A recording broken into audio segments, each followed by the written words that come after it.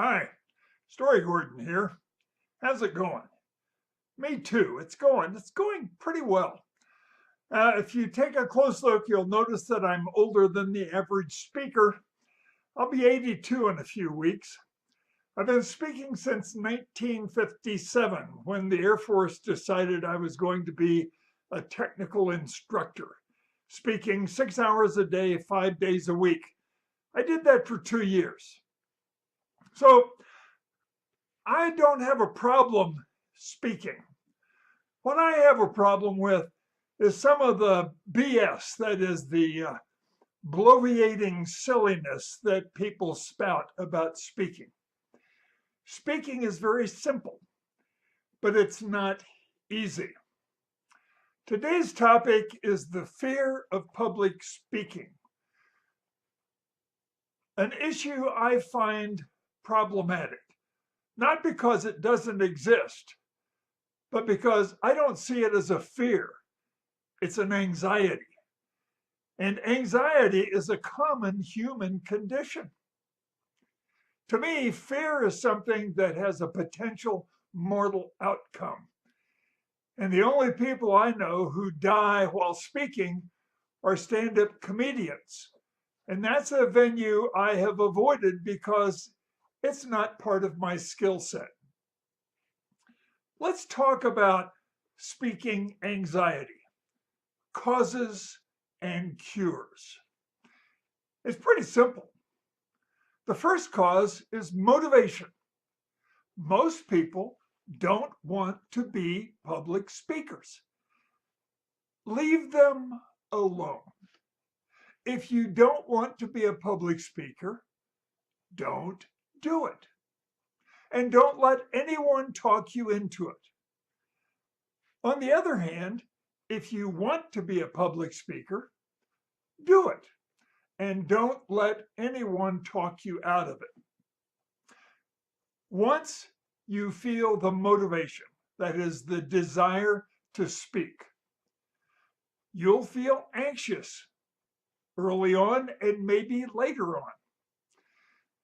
What is it that causes this speaking anxiety? For me, the first cause is inexperience. It's the same with riding a bike or hitting a driver in golf or asking your true love if they'll be your spouse.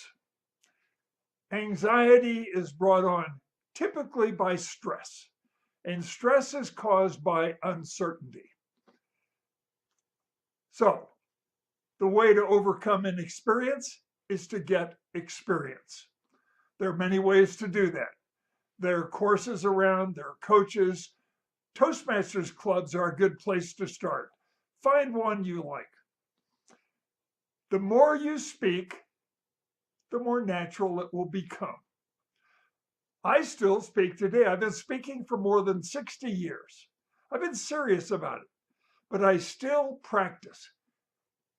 Often I'll practice when I'm driving around. I'll work on a little bit of material as I'm driving along. I figure that drivers who are watching me think I'm just singing along with music on the radio, but I'm not. I'm practicing what I'm going to say before an audience. So that's the first thing, get experience. The second thing is preparation. Good speakers, the really good ones, make it look so easy. Why? Because they're prepared. They know what they're going to say. The professionals I know develop their material over long periods of time. Many of them have bits they've told hundreds of times. I've got one story about my first love and how it was a disaster that I've told at least a couple of hundred times in my career. It's a good story. I've worked many hours on it, tuning it, fine-tuning it, getting it just right, knowing where to pause, knowing which words to emphasize. So preparation is important. One of my professional buddies was a stand-up comedian, and he used to say it took him one day to develop 1 minute of new material. That's a lot. Another professional I knew, Bill Gove, who was my mentor and friend, also the first president of NSA, the National Speakers Association, used to develop his material in 5 to 7 minute bits, what he called little mini vignettes or mini speeches that had openings, middles, and closing.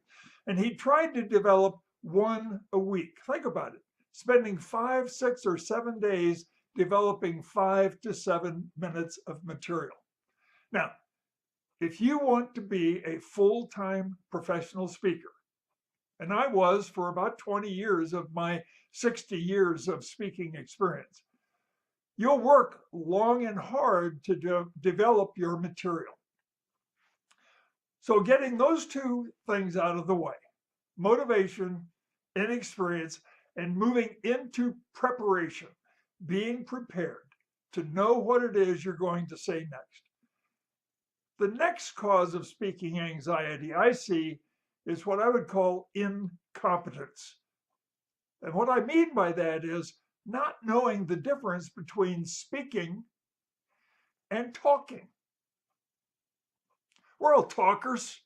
We sit around with a beverage of choice, chit-chatting, but that's what communications specialists call half duplex. Something comes to mind, I say it and stop. Somebody else thinks of something, they say it and stop. That's talking.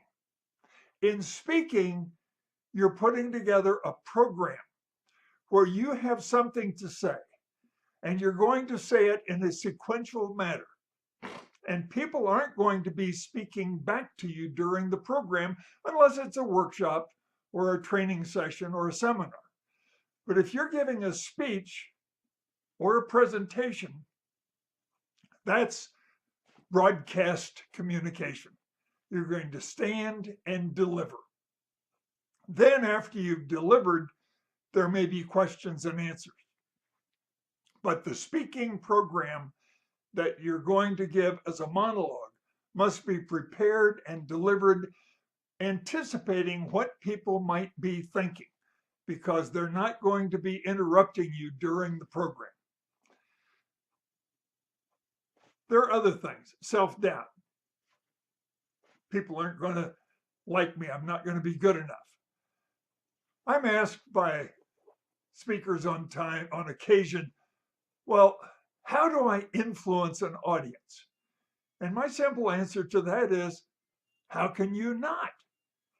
When you stand before an audience and speak, everybody in the audience is thinking about something important to them. Don't fall into the trap of thinking that everyone in the audience is going to be attending to your very word and accepting everything you say without thinking. They're going to be thinking, which leads to the next point that I consider in speaking anxiety, the misconception of an audience. If you're speaking to an audience, and it doesn't matter if there's 10, 100, 1,000, or 10,000, everyone in that audience is a different audience. Everyone in that audience is going to be thinking about what's important for them at the time. And you'll be influencing them, like it or not. If they like what you're saying, they'll be going along with you saying, this is great. If they disagree with what you're saying, they may be sitting there saying, boy, that speaker is a real jerk. It doesn't matter. You're getting the audience to think about what's important to them. So there you have it. These are the points that I think are worth considering in overcoming speaking anxiety. Now, I'll close with this, what I call the secret to success. It's very simple. Success, as defined by the Oxford English Dictionary, is the accomplishment of an aim or purpose. As a speaker, your aim and purpose is to create and deliver a program you feel is the best you can do. I encourage speakers to create and deliver perfect programs. And I've done a separate video on how to create a perfect program. And there's also a LinkedIn article on how to create a perfect program, the 12 steps I see as important. But create your very best program, which is simply this: create and deliver the program you want to hear. What's important for you? Think about what you would like to hear if you were in the audience listening to yourself. So, the secret of success is be yourself. Be motivated, make a commitment to developing, delivering the best material you can. Do it out of your expertise. Don't stray into areas you don't know well.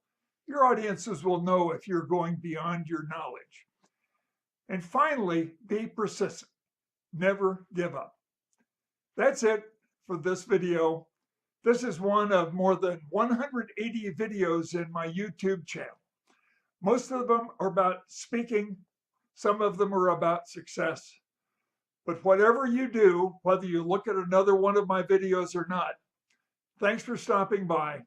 And this is Story Gordon saying, I hope you find all the best in your quest for success.